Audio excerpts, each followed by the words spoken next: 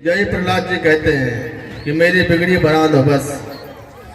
प्रहलाद जी ने एक बात और कहा, बोले प्रभु हमारे पिता ने तुम्हें जिंदगी भर गाली गलौज की, जिंदगी भर तुमसे बैर रखा, उसकी मुक्ति हो जाए, उनको मुक्ति मिले बस। भगवान बोले बेटा तुम्हारे जैसा भक्त पुत्र जिस कुल में पैदा होता है उसकी 21 पीढ़ी तार देता हूं मैं।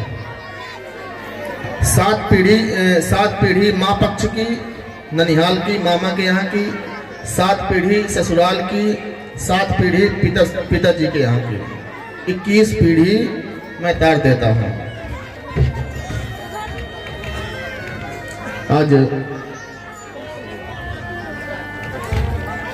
प्रहलाद जी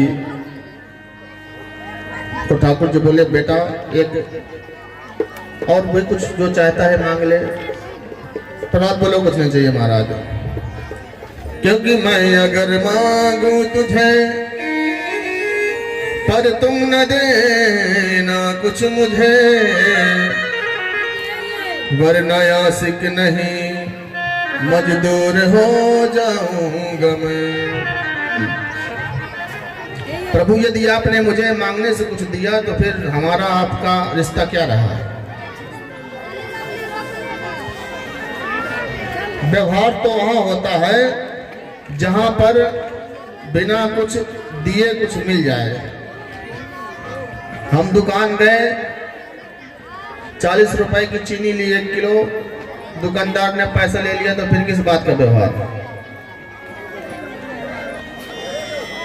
व्यवहार तो वहां होता है कि जो फ्री में चीनी दे दे, हमको पैसा ना ले, वो तो व्यवहार माना गया है। फिर वो दुकानदारी हो गई ना, पहले पैसा दो फिर सामान लो। और दुकानदार लिखवा देते हैं आज नगद कल उधार, और आज नगद कभी नहीं होता है ना कभी उधार होता है, नगदे नगद चलता रहता है हमेशा। लिखवा देते हैं आज नगद और कल उधार, तो जब रोज जाएंगे तो आज नगद ही रहेगा, वो नगद तो है, उधार कल कभी आना नहीं है। बोलो राधे राधे। बड़ा सुंदर प्रसंग भगवान सुखदेव को परीक्षित को भगवान सुखदेव ने सुनाया। कहते हैं भगवान को किसी भी परिस्थिति में पुकारते रहो, काम करते चलो, नाम जपते चलो, हर समय कृष्ण का ध्यान धरते चलो, मुरली वाले को मन से रिझाते चलो, कृष्ण गोविंद गोपाल गाते चलो। और याद आएगी उनको कभी ना कभी, याद आएगी उनको कभी ना कभी, कृष्ण दर्शन तो देंगे कभी न कभी। और ऐसा विश्वास मन में, ऐसा विश्वास मन में जमाते चलो, कृष्ण गोविंद गोपाल गाते चलो, मुरली वालों को मन से रिझाते चलो। कोई भी काम करो भगवान का कीर्तन करते करते भोजन बनाओ तो भोजन बड़ा सुंदर बनता है। और कभी भोजन बनाते समय झगड़ा करके बनाना, फिर देखो भोजन का स्वाद कैसा होता है। कभी ट्राई कर लेना, एक दिन भोजन बनाते समय झगड़ा करना, खूब घर में खूब झगड़ा करना, भोजन बनाते जाना, झगड़ा चलता रहे, भोजन बनता रहे, फिर बाद में उसको करना भोजन को, फिर देखो कैसा स्वाद आता है उसमें। और कभी भगवान का कीर्तन करते रहना, गुनगुनाते रहना, फिर खाना बनाना, वो स्वाद अलग रहेगा। क्योंकि दुख में सुमिरन सब करे, दुख में सुमिरन सब करे, और सुख में करे न कोई, जो सुख में सुमिरन करे तो दुख काहे को। हम लोग भगवान को कब याद करते हैं? जब दुख होता है, कोई विपत्ति आती है। ऐसे भगवान नहीं याद आता है, तभी याद आता है जब कोई कष्ट होता है। एक त्रिकूट नाम का पर्वत था, 3 शिखरों वाला कूट। उस पर्वत पर एक हाथी रहता था, 50 पत्नी 150 पुत्रों के साथ में। गजराज बड़ा मत वाला हाथी था।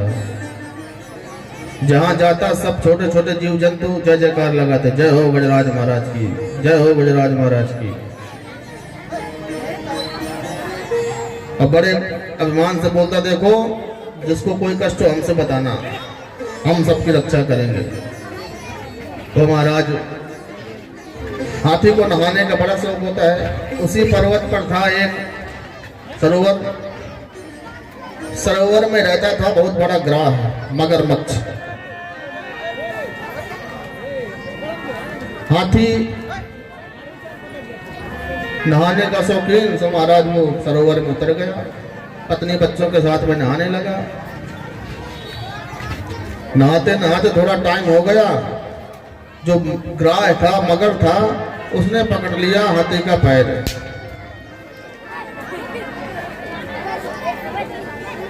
ऐसा पैर पकड़ा महाराज, भगवान सुखदेव कहते हैं पूरी ताकत लगा करके, पूरी शरीर की शक्ति के साथ हाथी का पैर पकड़ा मगरमच्छ ने। लेकिन हाथी को कुछ सभी अफसोस नहीं हुआ, ना ही कुछ उसे कोई हरकत हुई पानी में, कि ना उसे कोई दिक्कत हुई कि कोई मेरा पैर पकड़े ही नीचे। लेकिन जब बहुत देर हो गए पैर पकड़े पकड़े, तब उसको लगा कि मैं थोड़ा कमजोर हो रहा हूँ, मैं कमजोर पड़ रहा हूँ।